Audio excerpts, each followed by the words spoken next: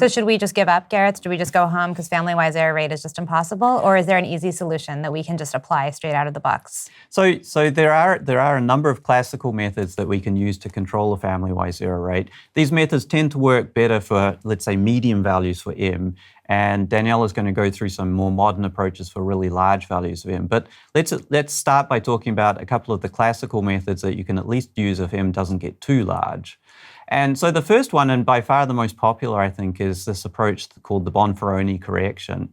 And it's based on this relatively simple probabilistic calculation, which says that the family-wise error rate is equal to the probability of the union of these events AJ, where AJ is just the event that we make a type 1 mistake. We falsely reject the jth null hypothesis.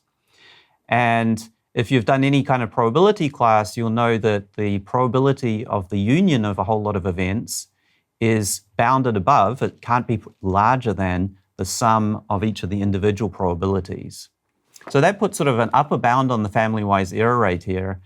And it suggests that if we take each one of these hypothesis tests and we only reject if the p-value is less than alpha over m, so that means that the family-wise error rate can't be more than the sum of m different alpha over m's, or in other words, m times alpha over m, or just alpha, then we can control the family-wise error rate at level alpha by only rejecting when the p-value for an individual test is less than alpha over m.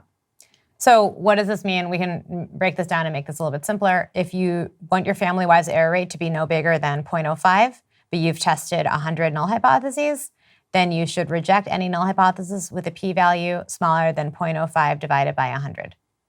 And if you want to control family-wise error rate at level 0.01, then it should be 0.01 divided by 100. Exactly.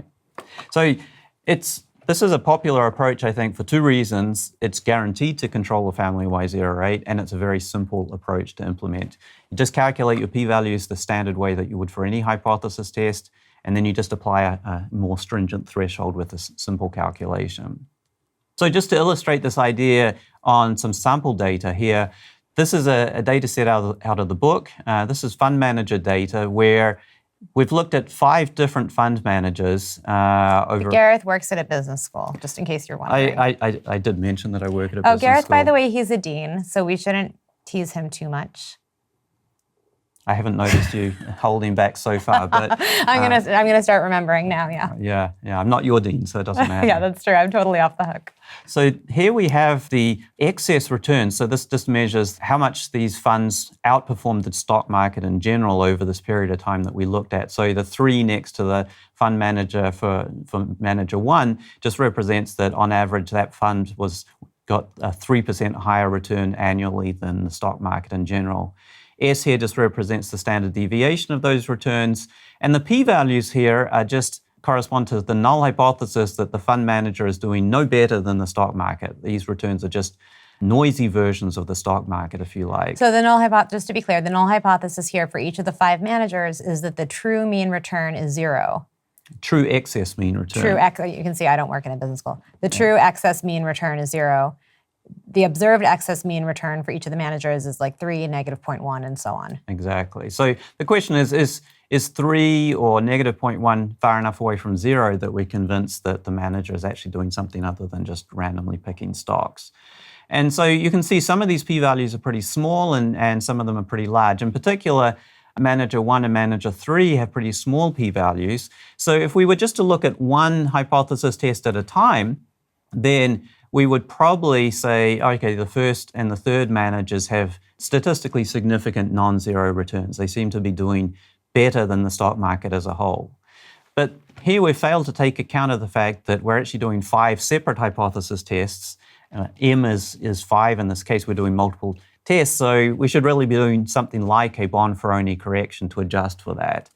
And so that means that the family-wise error rate here is almost certainly greater than 5% if we're just looking at these individually.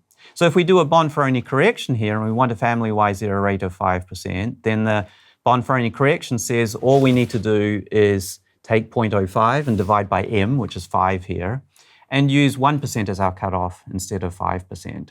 And when we do that, then Unfortunately now, only the first manager, that's the only one we can be certain is outperforming the stock market, because you see that manager 3 here now has a p-value that's above 1%, our new Bonferroni cutoff, and so we can't be sure after adjusting for multiple testing that manager 3 is actually outperforming the stock market. So very simple approach, but the negative side effect here is we can't reject as many hypotheses.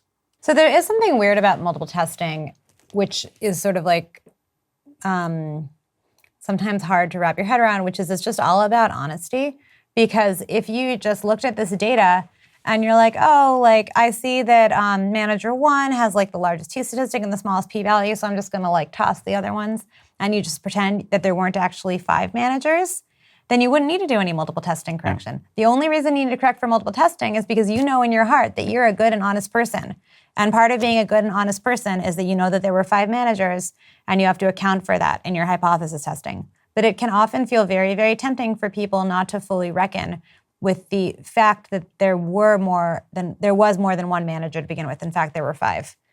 Yeah. And even if people aren't trying to be deliberately deceptive, they can often just misunderstand and not know that they need to be adjusting for this fact. Right. So, like you look at your data a little bit, you're like, oh, this one looks interesting. Let me test this one.